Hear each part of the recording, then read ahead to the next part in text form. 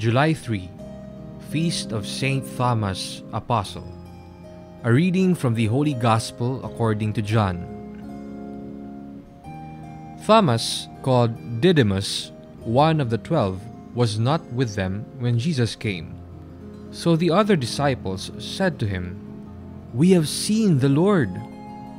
But Thomas said to them, "Unless I see the mark of the nails in his hands, and put my finger into the nail marks, and put my hand into his side, I will not believe."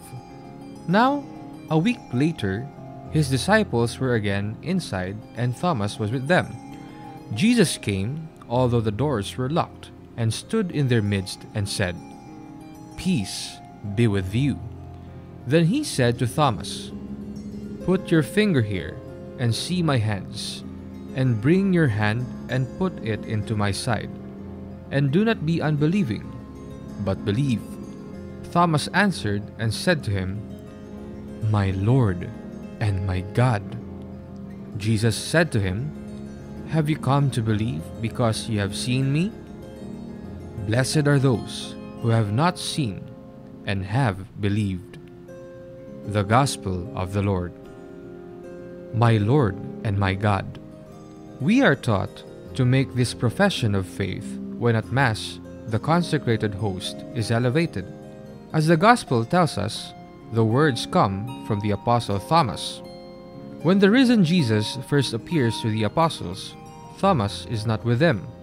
When they tell him about it, he is not easily convinced. A week later, Jesus appears again for Thomas's sake.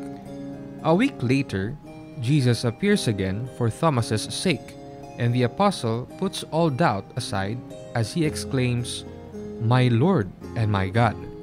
He makes the explicit profession of faith that the other apostles do not make.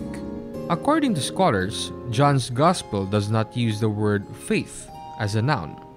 It always comes as a verb, an action word. We are on a journey.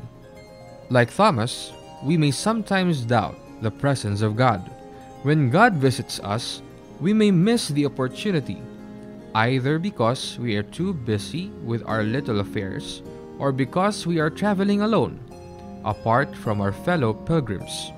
Like Thomas, we need to rejoin the company of believers to dispel our doubts. Our faith is nurtured in the Christian community. Are you all alone in the practice of your faith? Thomas's experience urges you to go back to the church.